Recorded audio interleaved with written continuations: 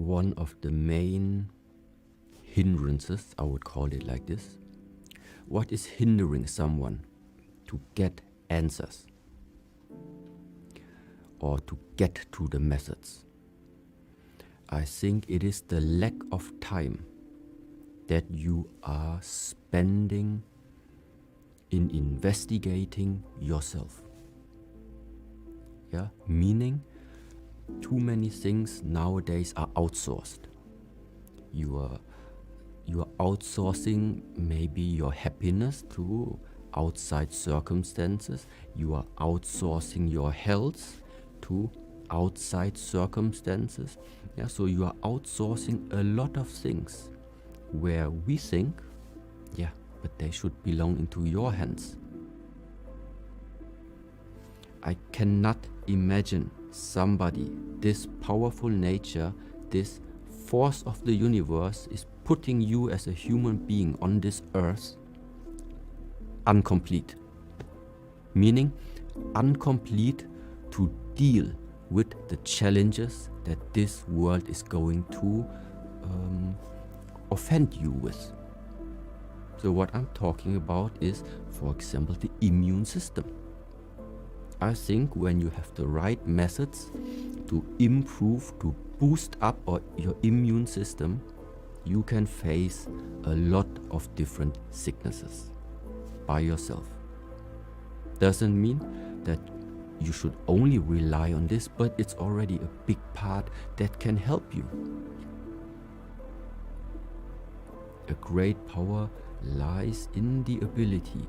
When you spend more time with yourself, you will realize that a lot of medicine, a lot of high technology is already embedded inside of your body, inside of yourself. Yeah, but it is like a trend anyway, that many things are outwards oriented, but which is very normal. This is what we say.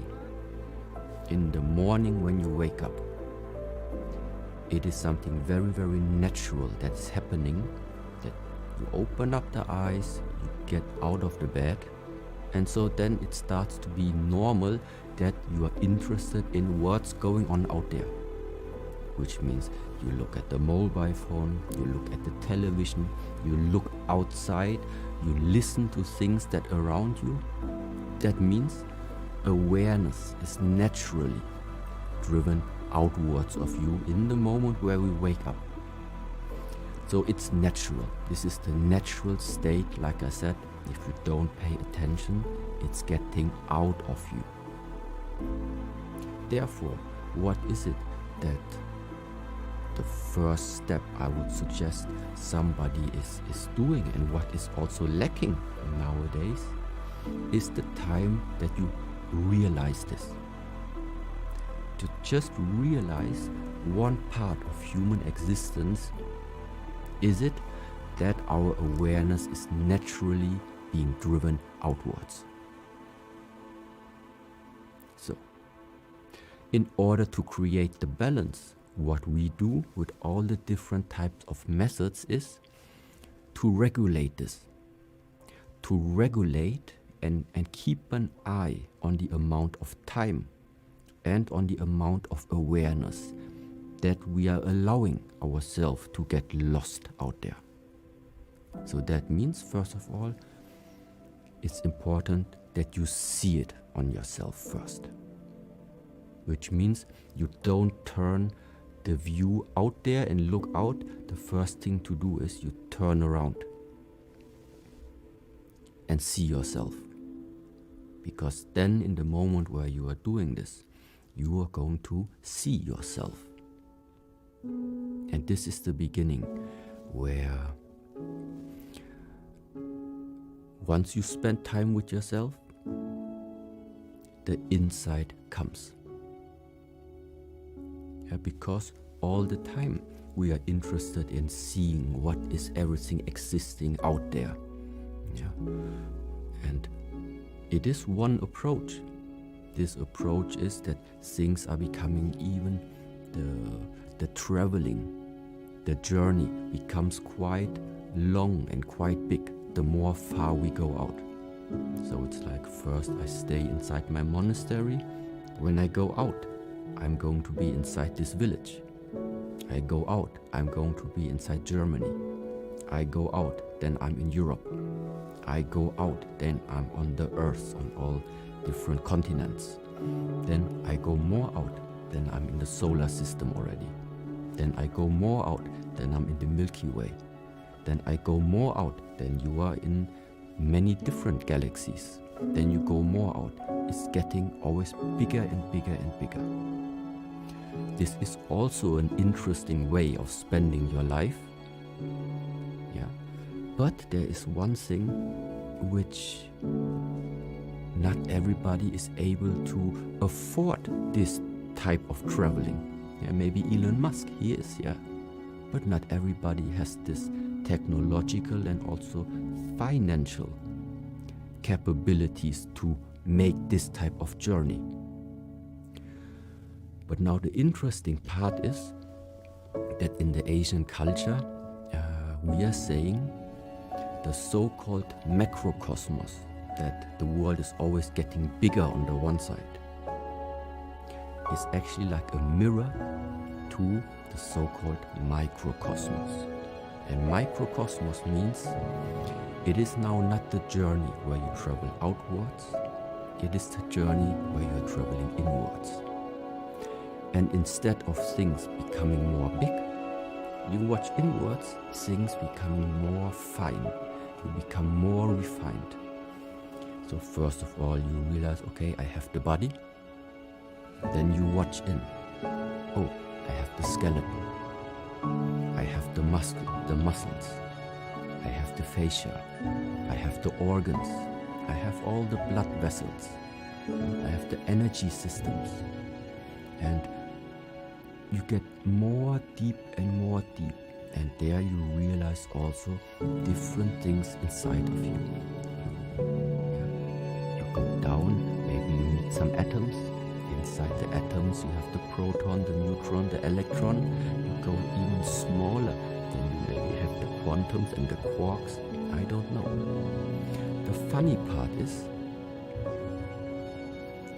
on the one side it always gets smaller, on the other side it always gets bigger, but those two things still have something in common, which is, just as an example, cyclic movement seems to play a very important role. Doesn't matter in which world you are now. When you are in the outside world, yeah, our Earth is turning, yeah, we are turning around the sun, yeah, the solar system is turning, our clock is turning, a lot of things are turning, yeah, and you go down, our respiratory system is connected in a circle, let's say, the inhalation, the exhalation. Our heart, how the heart is pumping the blood, let's say, through our body, is also a circular system. And the digestive system, the way how we exchange energy with our surrounding, get it to us, yeah, it's happening in cyclic movement. The atoms are moving in cyclic movements. So there is something in both of these areas that remains the same. And this is one type of where I say to investigate and understand the rules on which you play the chess, or on which this life is based upon. Because then things become a little bit more helpful. Because once you know that there is this cyclic movement always and always, then at the same time you also know, if you do not want to waste energy, you try to reduce, for example, the amount of linear behavior, linear movement that you are doing in this lifetime. Meaning you investigate something that ultimately anyway comes to a hard stop. Yeah, but what does this hard stop mean? It means that all the energy that you have invested on one point is just going to vanish. Yeah, but this is kind of pointless. So what is it that you can then do? Transform. That's why we call it transformation is something really important. Because transformation only means it maybe doesn't look like the initial investment of your energy. It is because this energy is able to take different forms and different shapes, but it's still the same investment from your lifetime that you gave into this life. Right now we have 8 billion people in this world. Everybody has his own ideas and his own expectations, maybe, how he sees himself and what he would like to do with himself during this lifetime. So that means we have 8 billion different ideas. And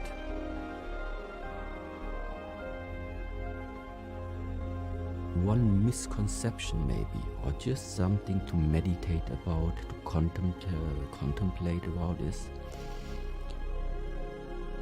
why would this world, why would this life, or even this universe, now I express it a little bit in a negative way maybe, but why should this life care about an individual's expectation about life? And now we are not just having one, we're having 8 billion individual expectations about life. But for me, in my mind, it's just like we are talking right now about the creator of everything. The creator of the universe, the creator of the planets, of the humans, of the animals, of the plants, of all possibilities in this world. We are talking about this type of force. In comparison to the expectation of an individual human. I'm not sure who is in the more powerful position at the moment. I mean, I am sure. The thing is just, I don't think that this type of force is existing in this world in order to fulfill that individual person's expectation about life. I think it's the other way around. I think that you have been put here on this world as a small individual in order now to be open. In order to be open, in order to receive what that force has to offer you in this lifetime. Which means you are walking through this lifetime without an own idea, more or less, what to do with your life. You are open to receive what this life in a way has to offer you. And how do you know that you are getting these messages, or how do you know that you are on this path that I'm trying to at least present it a little bit graspable to you? Just imagine you are working on a project, no matter what type of project that is. You invest a lot of effort, a lot of time and a lot of energy into this project. But no matter how hard you try, you are not succeeding somehow. Even though you watch around, other people make similar projects, but they invest way less energy than you do. But they are succeeding.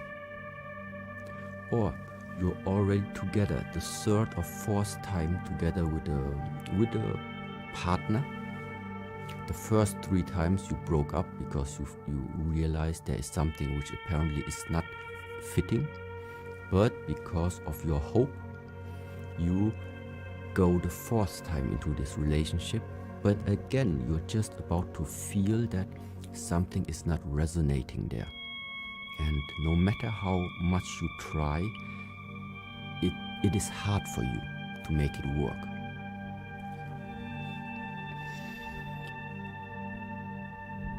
And often in such situations, then you might ask, yeah, I'm working so hard, why am I not deserving finally the success of my work? Or when it comes to the partnership, why don't I deserve to have this partner, this woman or this man in my life? This is the one way how you could ask. Or you turn around and ask it in a different way. Maybe this universe doesn't want you to succeed in exactly this project. The universe wants you to succeed, but not in that project. You have disciplined your mind. You have taken your own responsibility into your hands, that the life quality, the way how you are perceiving this lifetime, it's up to you. It's up to your practice. It's not to wait until the outside circumstances and your government and this world is going to create your dream world. It's not going to happen. It's about how can you contribute? How can you as an individual contribute to bring out this world that you imagine how it should be? And this is how I see, for example, why I'm doing this type of work. I am trying to share out what I think is missing. And this is just for my part. I think this is missing. I want to see it more in the world, in my dream world. That's why I contribute to make this dream world now start to manifest a little bit. Yeah. And this is how I think, at least for me, is quite a fulfilling way, because I don't wake up and have the feeling I'm wasting my lifetime. Because this probably would be like one thing. Sometimes I think when I look into the future, one of the worst things that could ever happen is that you one time just wake up, are old already, look back at your lifetime, and then you start regretting that you didn't do something with your life. This is really something that I don't want to be in. That's why right now I'm already very careful in what do I invest my lifetime. If it's not important to me, then I don't do it. If I think it is something that gives me additional value,